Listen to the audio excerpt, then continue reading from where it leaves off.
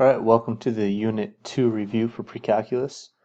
We're going to start with number 1.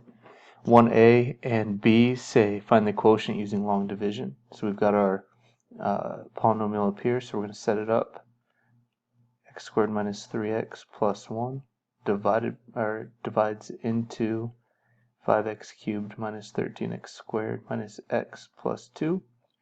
And then long division says take x squared, goes into 5x cubed, 5x times. So we multiply 5x times x squared is 5x cubed minus 15x squared plus 5x. Remember, we subtract, so those cancel. Negative 13 plus 15x is 2x squared. Negative x minus 5x is negative 6x. Bring down the 2. And then we do the process again. X times what is 2x? That's going to be a plus 2.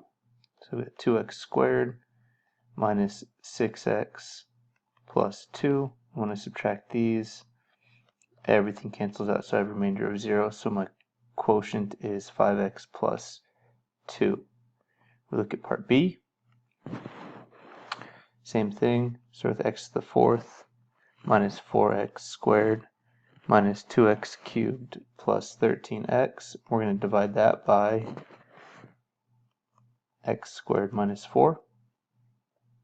From the outside, I've got x squared minus 4 divided into, I'm going to rearrange these. These are in the wrong order.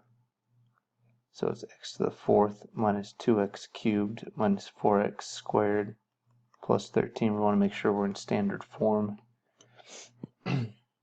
And x squared goes into x to the 4th, x squared times, so I get x to the 4th minus 4x squared, and I'm actually going to move that over, minus 4x squared. So when I subtract these, cancel, cancel, we got negative 2x cubed plus 13. X squared goes into negative 2x cubed, negative 2x times. So I've got negative 2x cubed plus 8x. I'm going to subtract these. Those cancel. That leaves with negative 8x plus 13. That is my remainder.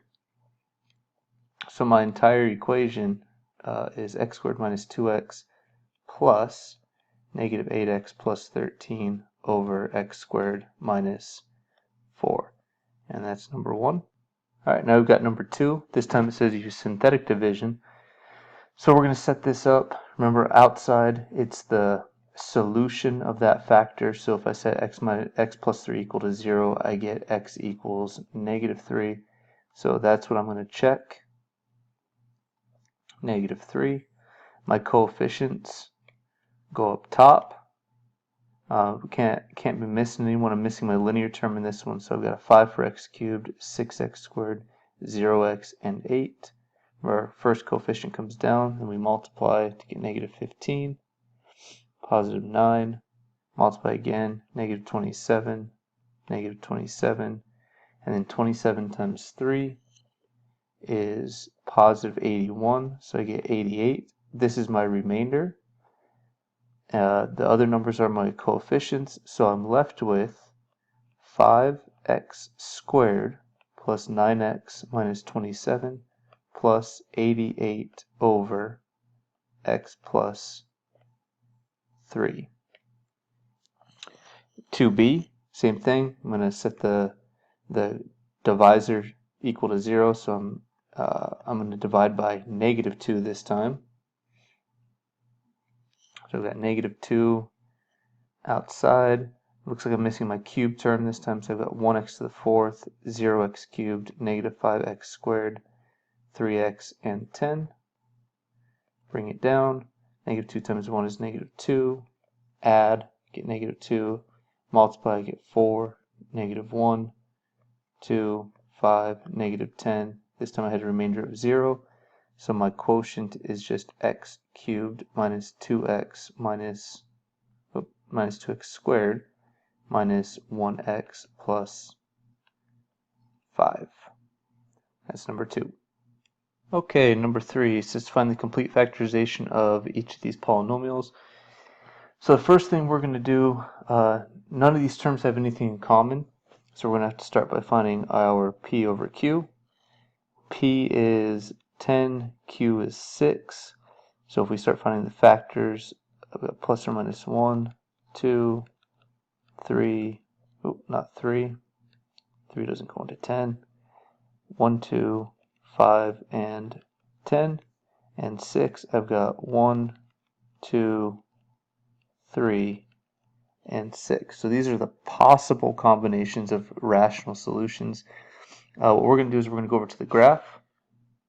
So looking over at the right hand side, I've already got it graphed over here, and it appears that my graph crosses at looks like -5, which is on my list, and it looks like it maybe crosses at maybe 1/2 and negative almost 1. So we know it looks pretty sure that it crosses at -5, so we can check that. We know this has 3 solutions. So we're going to start with -5. We're going to do synthetic division. We're not missing any terms, so I've got 6, 31, 3, -10. I've got -30, that's a 1, -5, that's a -2, 10. So that did work. -5 did. So that's one solution. So x equals -5. And then I'm going to factor my remainder. So my remainder, since it started with a cubic, now my remainder is a quadratic, 6x squared minus x minus 2. I'm going to try to factor this with my big X. I've got -12 at the top, -1 at the bottom. And multiply -12, add to -1, that's going to be -4, +3. We're going to divide both of those potential factors by 6. We've got 1/2 on this side, -2/3 on this side. So my factors are x minus 2/3 times x plus 1/2. And if I multiply the denominator inside the parentheses, I'm going to get 2x minus 2. Oh, sorry, not 2x minus 2. It's going to be 3x minus 2. And 2x plus 1. So I've got those two factors. And then my third factor comes from the solution that I found. The solution was -5, so my last factor is x plus 5. So that's the complete factorization of number 3a. We go ahead and move to 3b.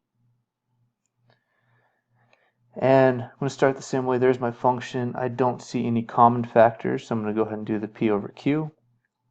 P is 48, q is 2. I've got plus or minus 1, plus or minus 2, plus or minus 3, plus or minus 4, plus or minus 6, plus or minus 8, plus or minus 12, plus or minus 16, 24, and 48, and 2 is 1 and 2. So I've got all my potential factors. I'm going to go over to the graph. Again, I have it graphed already. And we see a couple of things at the graph. We see it looks like the graph crosses at +1. It also looks like the graph crosses at +4, and it bounces, so that solution should show up twice. So again, we know that we have 4 total solutions. So let's start with any one of the 3 that we think we see. I'm going to start with the +1. So I'm going to get 2, -15, 21, 40, -48. So that's 2, -13, -13,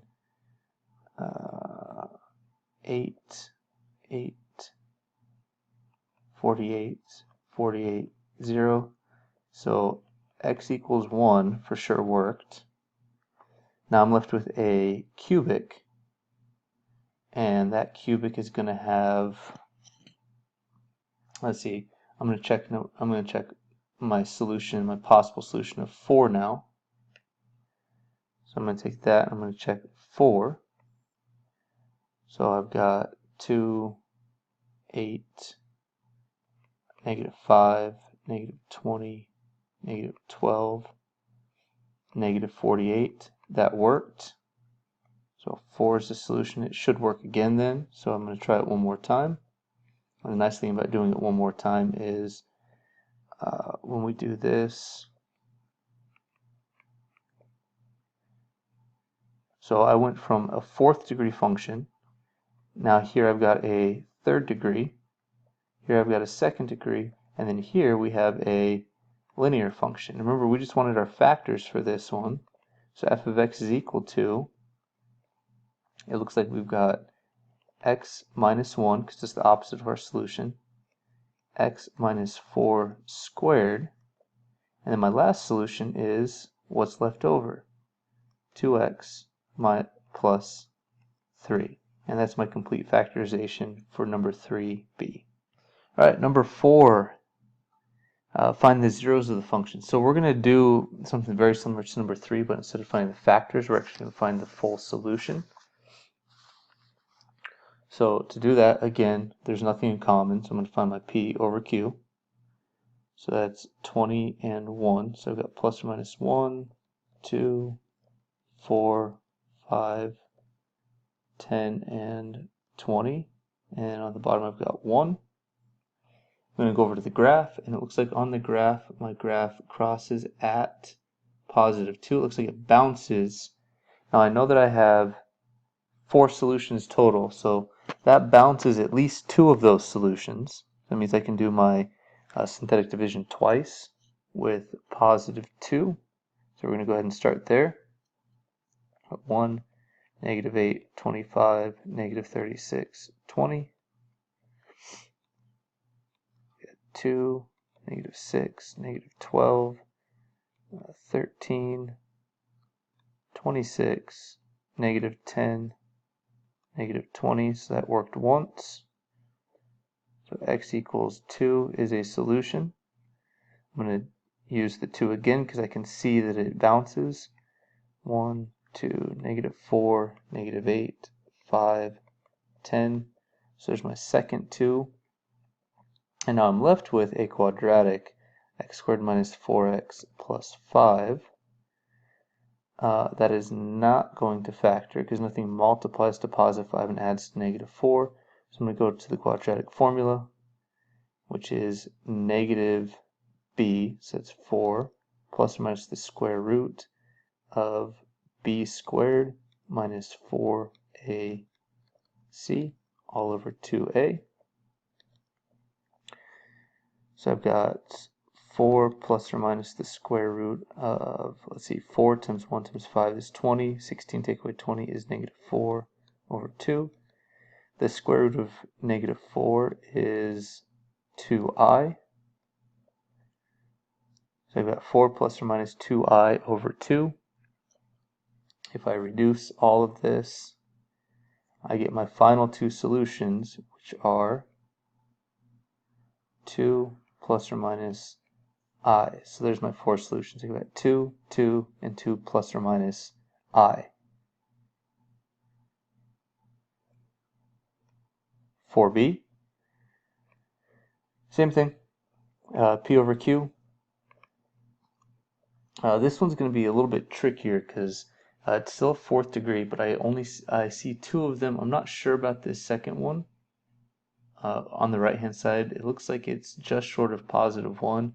Let's look at our list of potential factors and see if we can find something that works. We've got 50 and 3. We've got plus or minus 1, 2, 5, 10, 25, and 50. And at the bottom I've got plus or minus 1, plus or minus 3. So it looks like negative 5 should work, and that's my list. And it also looks like some fraction just short of 1. Looks like possibly 2/3 should work. So if we test those two, we should get it down to a quadratic, and then we can use the formula again. Alright, so let's start by testing -5. -5. So I'm going to check 3, 13, 5, 65, -50. That's 3, -15, -2, 10, 15. 15 times 5 is -75. So it's -10, +50. So the -5 works. Now let's check the 2/3. I know a bunch of you are moaning right now, complaining about the fact that you have to check a fraction. Deal with it.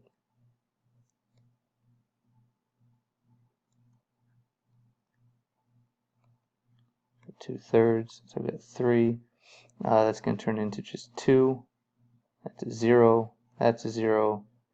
That's a 15. That's going to be 10. Look at that. That wasn't so bad at all. And that leaves me with 3x squared plus 15.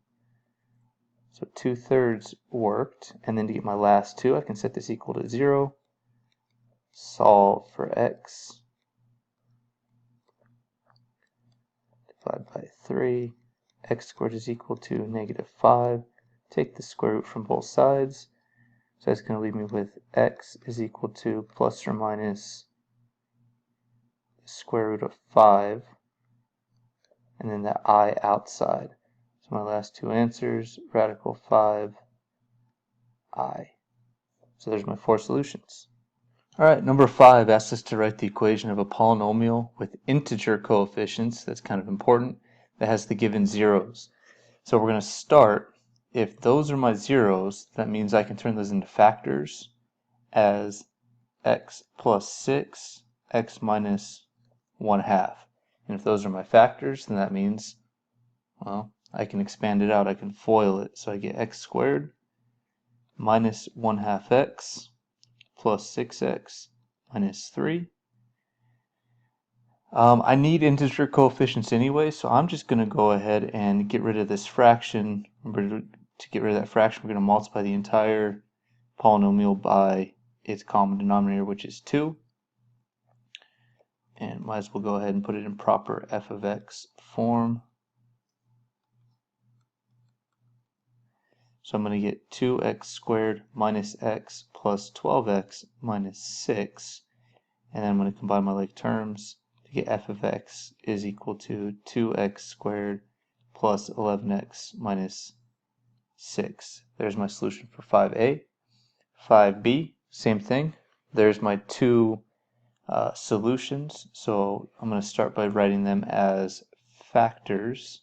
So f of x is equal to x minus 2 times x plus 2/3.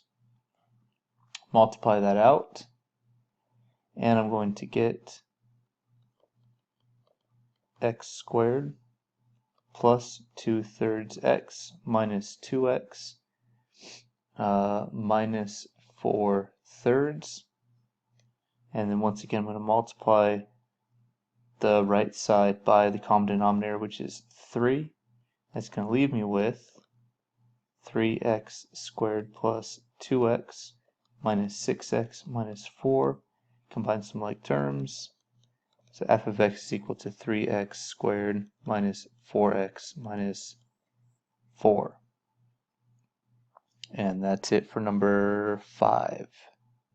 Okay, for number 6, we're only going to do part A. Part B, there's a mistake in that, and we'll talk about that in class, why we're not going to do it. But for number 6, it's the same thing. Write the equation of a polynomial with integer coefficients that has the given zeros. I'm going to start by writing my solutions as factors. We've got x plus 4.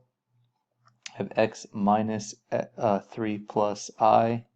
And because that is a complex factor, I know that its conjugate also exists of 3 minus I. So I'm going to let this x plus 4 kind of hang out for a minute. I'm going to deal with the complex numbers. And if you remember from class, we're going to start by distributing that negative. So I turn this into x minus 3 minus I and x minus 3 plus I. And now when we look at this, I have conjugate pairs inside of here, so I can use my rule of a plus b times a minus b, which turns into a squared minus b squared. That's the rule I'm going to use for this group. So I get x minus 3 squared, that's my a's, minus I squared, that's my b's. I still have this x plus 4 hanging out. And then I can go ahead and expand out this x minus 3 squared. That's going to give me x squared minus 6x plus 9. And then this right here is going to turn into a plus 1. So remember, I squared is negative 1, and then I've got another negative. Then I've got x plus 4 still. So then I can combine these, make that just a 10. So now I can multiply these out and get x cubed minus 6x squared plus 10x plus 4x squared minus 24x plus 40. Got some like terms. So f of x is equal to x cubed minus 2x squared minus 14x plus 10. And that is number 6. Okay, number 7, perform the indicated operation and write the result in standard form. So remember, once again, I is like the square root of negative 1. It is the square root of negative 1. So we can't have a radical in the denominator. So to fix that, we multiply the top and the bottom by the conjugate. So that's going to be 3 plus I. So when we expand these out, I'm going to get 18 plus 6i plus 6i plus 2i squared over 9 minus I squared. So we've got some like terms in here, so that's going to turn it into 18 plus 12i minus 2. Remember, I squared is negative 1, so 2 times negative 1 leaves me with a negative 2 over, again on the bottom, that's going to be a plus 1, so it's over 10. So I get 16 plus 12i over 10. We're going to separate that out, divide each part separately. 16 over 10 leaves me with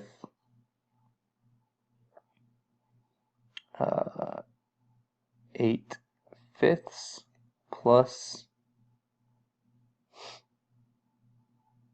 6i over 5. That's part A. Part B, same situation, but this time I'm going to multiply by 4 plus 2i on the top and bottom. Go ahead and expand that out. I'm going to get 8 plus 4i plus 12i plus 6i squared over 16 minus 4i squared. We know that this is going to turn into negative 6. This is going to turn into positive 4. So when we reduce, we get 2 plus 16i over 20. And now we can simplify. So I get 1/10 plus 4i over 5. And that's number 7.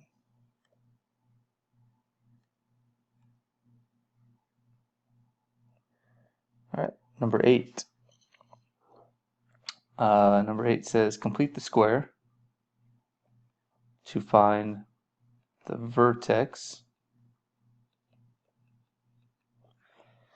So remember, to complete the square, the first thing we have to do is make sure the a is 1. So I'm going to pull out a negative 5 from the first two terms. So I get negative 5 times x squared plus 21 fifths x, leave some space, minus 6. And this is where we make the little skeleton. We got plus 21 over 10 squared. Remember, we divide b gets divided by 2, so if you divide 21 fifths by 2, you get 21 tenths. On the outside, we're going to subtract 21/10 squared, but we also have to multiply that 21/10 by -5. So now, completed square form, I'm going to have f of x is equal to -5 times some product squared, and that product squared is going to be x plus 21/10. Remember, it's whatever's inside there. And then outside the parentheses, I'm just going to plug the whole thing into my calculator. Minus 21/10 squared times -5, and that leaves me with 321/20. So there's my completed square form. And it says identify the coordinates of the vertex. So my vertex is at HK. Remember, this is H, this is K. Actually, technically that's -H. So I get -21/10 and 321/20. And that is it for number 8. Alright, number 9. So this time it says an open box is made from a piece of metal that's 15 by 25 by cutting the squares of length x from each corner. So if we draw a picture of that, we're taking out a chunk like this from each of the 4 corners, so we can fold it up. Think of it like the lid to a shoebox. And each of these is x. So if we fold all those sides up, we're going to get a shape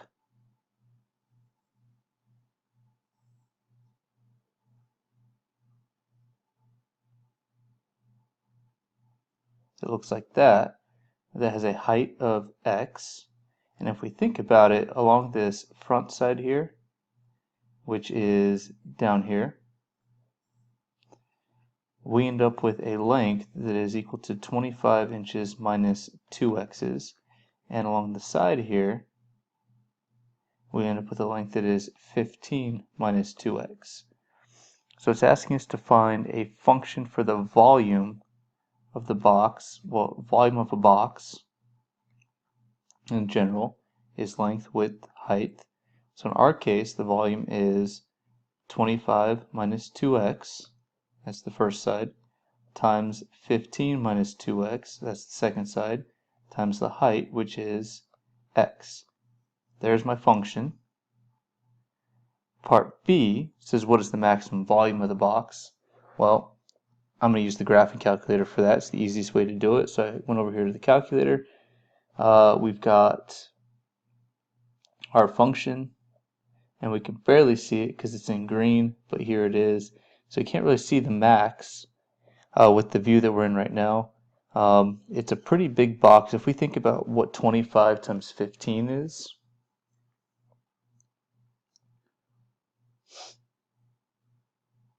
that'll give us an idea of the possible maximum volume. Possible maximum area, and then we still have a height. So 25 times 15 is 375. So I'm going to actually cheat a little bit because I did this before. But if we make it like 500, we can almost see it.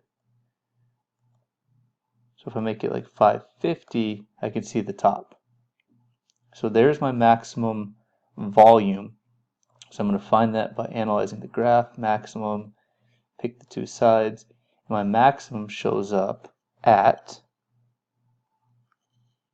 3.03, 513. So the question was, what is the maximum volume? Well, this is my x, obviously, so this has to be my volume because the function we had was v equals something x. So my maximum volume is 513 cubic inches. That's part B. And part C says, what are the dimensions of the box? Well, I'm just going to plug this 3.03 into each of those side lengths. We've got 25 minus 2 times 3.03, and that gives me a length of 18.9.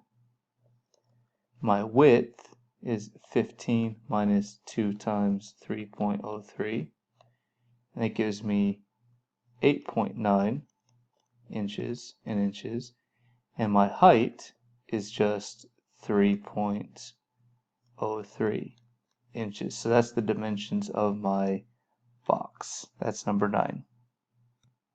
Okay, and the number 10 says a box with a square base. And each edge of the box has a length of x inches. If we remember from geometry, all the edges are all the edges. So it basically looks like that all the way around. The total length of the 12 edges of the box is 256. That tells me that 12x equals 256. And then it says express the volume of the box as a function of x. So once again, the volume is equal to length times width times height.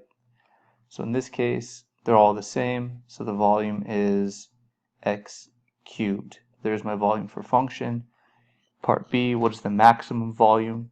Well, to find that out, we need to know some piece of information. And the thing that we know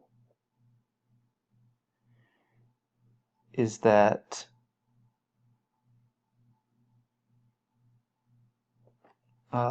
all 12 sides is equal to 256. So if I divide each side by 12, I get an x value of 64 over 3.